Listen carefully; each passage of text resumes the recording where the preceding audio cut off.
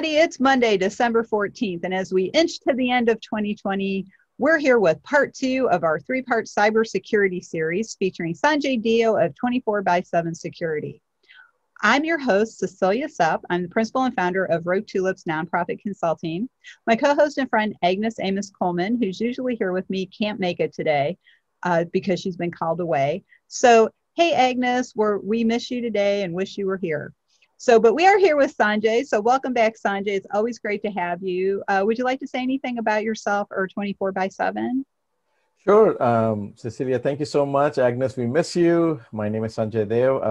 I'm the president and founder of 24/7 Security. What I didn't realize is we completed 8 years and we are now in our 9th year of provide cybersecurity and consulting services across the country, and happy to be here. Oh, congratulations. That's great news. Wonderful. It's always great when a business stays open. It's like I like to say. Yes. So, because Rogue Tulips, we just had our 2nd anniversary this year. So congratulations. Yeah. So thank you. So that's great. And I know, Sanjay, that at 24/7 Security, you're helping a lot of people every day. You're always keeping up with everything going on in the cyber world. And we had a great discussion on phishing last week and how you can protect yourself from those kind of email messages. So today we wanted to talk about accessing and using public Wi-Fi. So what are some of the things that we may be doing? Like at Starbucks, we've all gone to Starbucks and maybe gotten online to check our email or something. But what are some of the hazards for people when they use public Wi-Fi, I should say? You know, public Wi-Fi is a great thing. Think about it, right? It's available, it's there, and it's free, and you can go connect it. But the ease of access, ease by which you get connected to it, it's the same way that the hacker gets connected to it. I think that's the pro and con right there for you. The way you connect it and the way you surf your web and things like that, the same way the hackers can connect to it. And I think that's the ease at which they can look at your network traffic, they can get on your computer, poses the biggest danger to anybody. So whether it's a public library, public Wi-Fi, at Starbucks, at whichever favorite store you have, that the reason why the risk is because it is public Wi-Fi. Everybody gets equal access, and that's what I say to tell everybody. Make sure that you have your eyes and ears open. Make sure you look around and see who's there. Any one of those who are sitting in that space could actually be accessing your computer also. Wow, so anybody you're sitting next to could be a hacker. It could be a very well hacker. And we have done, like I have the ability to scan networks, and I can figure out who's doing what to some extent. And yes, the answer is there are 99% of the people over there are innocent, and they're doing their work and trying to get homeworks in, or trying to get an email that couldn't send from home, send from the Starbucks. But there will be one person that is there with nefarious thoughts and trying to capture somebody's user ID password, trying to capture somebody's bank account. That is a pretty high degree of probability. Well, so, before when you were here last week, we talked a lot about cyber hygiene. So are there any things that people can do to, I guess, improve their cyber hygiene if they are using a public Wi-Fi network? Yeah, absolutely. Absolutely. So cyber hygiene sort of applies for phishing, applies for public Wi-Fi, applies for ransomware, anything we talk about. Like I say, the moment you connect yourself to the internet, 5 billion people across the globe who are on the internet have access to your laptop or your desktop. Bear that in mind, because it's that easy. Internet is easy, and that's why so many people are there. And so basic cyber hygiene, make sure you think about what you're doing, right? So if you're in a public Wi-Fi space, don't go to your bank. Don't log into your bank and check your bank account. Don't log into any other sensitive websites that you may want to go to. Connecting and sending emails and browsing is good, but if you're going to do anything more, you have to think about it. Some of the basic cyber hygiene concepts are: make sure you have a good antivirus installed. Make sure you have a good VPN. So VPN is virtual private network. Basically what it is you're encrypting all the traffic going out of your laptop and coming into your laptop. So if you're browsing, say google.com, or if you're browsing amazon.com, all of that traffic will be encrypted going in and out. What that means is, although you may be sharing a connection with everybody in that space, Starbucks or public library or anywhere else, they will not be able to see the traffic because they don't have the key to encrypt or decrypt your traffic. And that's why it's very, very important that when you are using public Wi-Fi, make sure you have a good virtual private network, a VPN. There are a number of companies that offer VPN services. Mm-hmm. Pick any one of them and stick to it. You just answered my next question. How can we get a VPN? That's so, because I know like on, I use Windows 10 and you can set up VPN, but it sounds like you need to have a subscription service. So that's something people can find? Yes, just Google VPN. Mm-hmm. I wouldn't say Google free VPN because there are some bad actors that basically are selling stuff. Oh my God. So they may sell you free VPN, but that means you're now connecting to them, mm-hmm. and they can then grab all your information. There are a number of antivirus vendors that are actually bundling VPN in their antivirus. So that may be a good thing.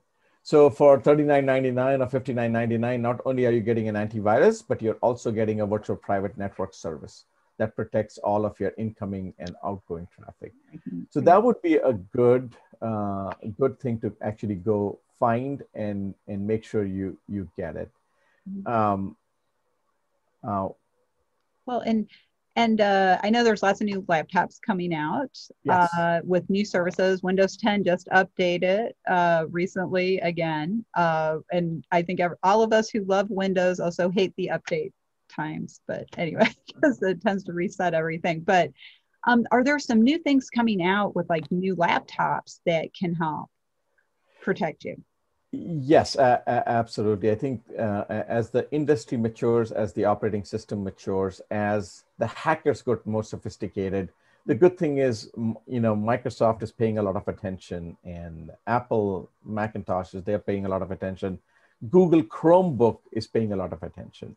Mm-hmm. And based on that, the new laptops that are coming out have a lot more inbuilt protection.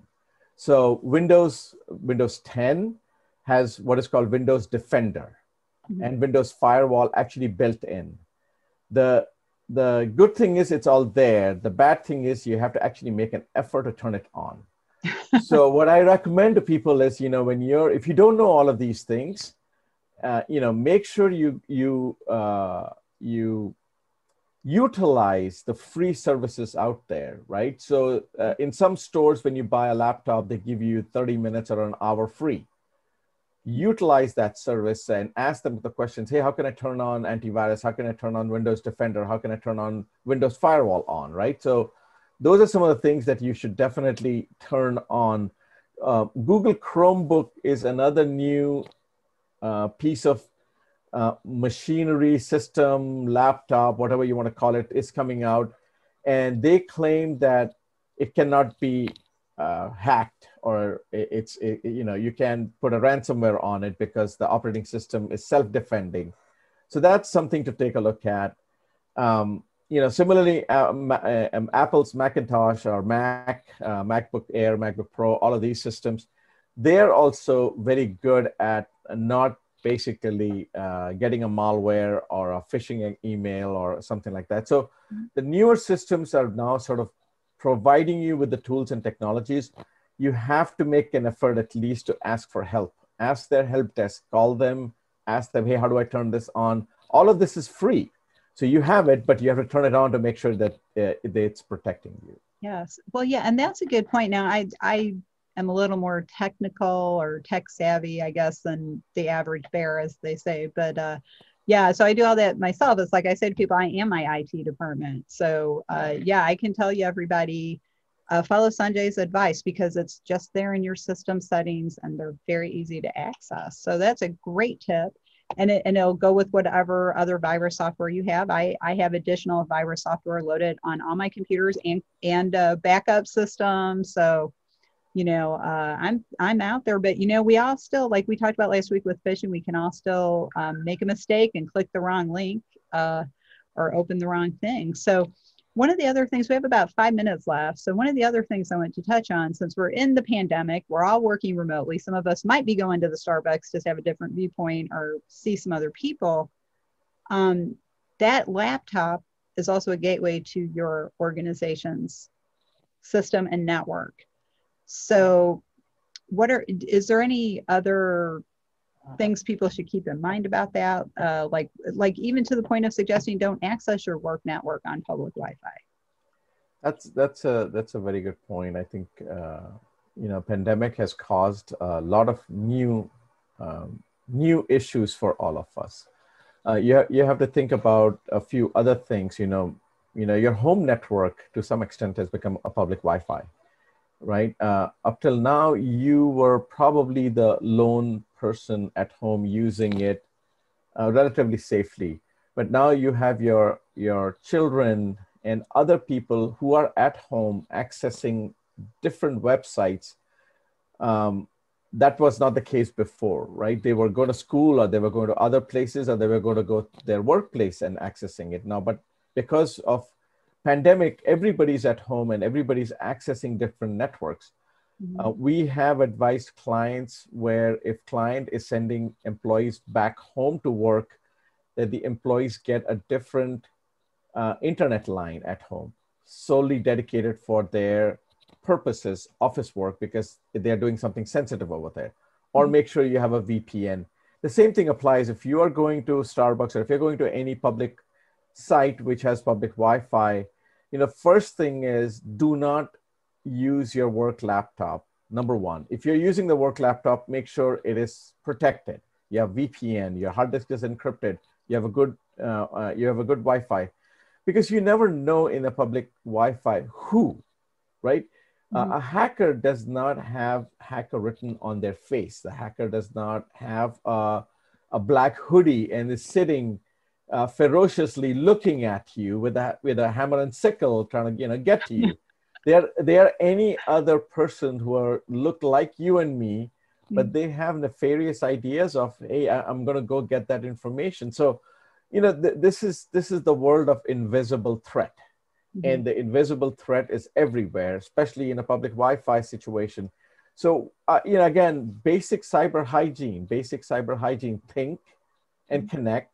And if you connect, make sure it's not your work laptop. If it's your work laptop, make sure you have a VPN, encryption, antivirus, just the basic stuff. Make sure you do that to protect yourself. So basically, just think a little bit if you're outside of your own network or you're outside your own internet connection, because you're right, criminals aren't wearing a name tag that says, "Hi, I'm hacking you." So we don't know. It's like and I'll give you a good example. Just Google last 10 years of FBI arrests of hackers. Mm-hmm. And if you see the mugshot of those hackers, anywhere from 15, 16-year-old kids to 40-year-old people, they don't look like hackers, right? What's the definition of a hacker look? Well, right. What do they look like? What do they look like? They look like us. They look like us. And so, there is, of course, for emotional, I guess, expression, we have come up with these black hoodies and, dark rooms and things like that. It's just, they are everywhere. And they look like us. You're right. I think a lot of us might be relating to that group Anonymous and how they all wear the same mask and they're all wearing like black hoods. Right. You're right. It's like we see these images and we think that, but it's like, but I also like to think of the TV show Criminal Minds that just went off the air. Their computer expert was a former hacker who had been arrested by the FBI, and they said, you can either go to jail or work for us. Work for us, yeah. She's a wild worker. And no, the Penelope character was delightful. She was very cute. She had a great personality. She was very outgoing and fun. You'd never suspect she was a hacker, but that's what she got arrested for. So, we have these images. We have these images. I teach kids, a number of kids in high schools. That's my passion, and I teach them cybersecurity. And there is one in the class that will actually ask the outline questions, and Mhm. and you have to pay special attention to those kids to make sure, it's just a matter of the right impetus from a right motive to basically tilt them to becoming a hacker. And Mhm. you have to basically talk about ethics, you have to talk about protection, you have to talk about it is other person's property, it's not yours. Just because you can, with a few clicks you can get to it, it doesn't mean it's yours. Make sure you respect that it is other people's property. And so, at 16, 17, 18-year olds, these kids are very moldable. Mhm. They're very smart, Cecilia. They're very smart. They're smarter than I am.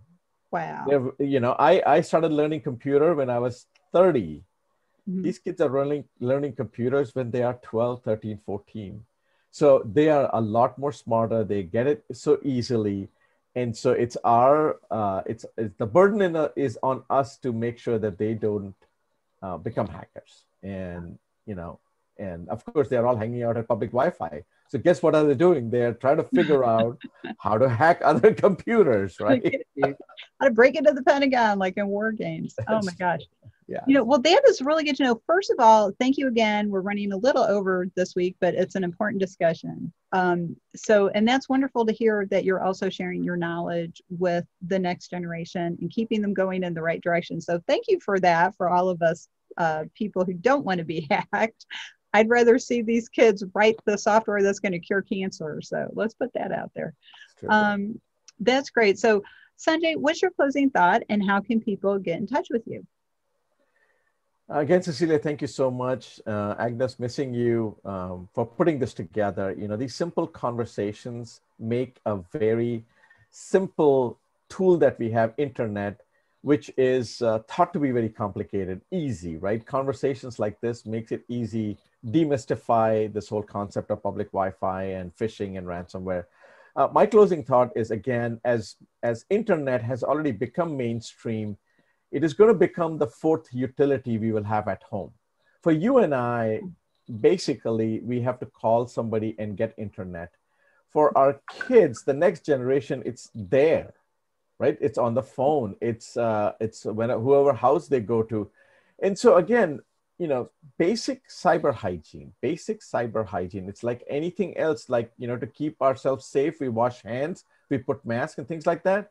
On the internet, to keep yourself safe, make sure you have a VPN, you have encrypted laptop, you have a good password, and just think before you go to a specific website and what that might expose you to. So just think and maintain good cyber hygiene. Oh, that's great. And what's your website if people want to learn more?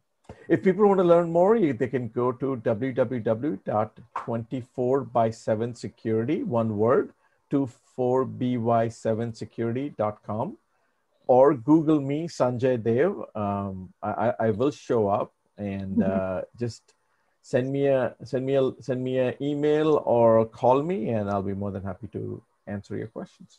Oh, thank you so much, Sanjay. This series has been really interesting for us, and we're so glad that you're part of it. And we're looking forward to next week and hearing your thoughts on ransomware. And our next topic will be a day in the life of ransomware. So that should be really interesting. But until then, we're going to sign off. We have to go rogue, as we like to say. So I want to thank Sanjay again, and we'll see him next time for part 3 of our 3-part series. If you'd like to learn more about Rogue Tulips Nonprofit Consulting, please visit us online, roguetulips.com. We promise we won't hack you. But you also, if you are interested in getting your CAE in 2021, we encourage you to check out the 501c League, which is a virtual membership organization for everyone in the nonprofit community and the people who love them. The League is offering a CAE prep course for the May 2021 exam, or you can join a study group. We're also organizing those too. So check the League out at the 501cleague.net. And until next time, I am Cecilia Supp on behalf of Rogue Tulips, and Agnes Amos Coleman, my co-host, and our wonderful guest, Sanjay Deo. So we'll see you next week, everyone. Bye. Thanks. Bye-bye.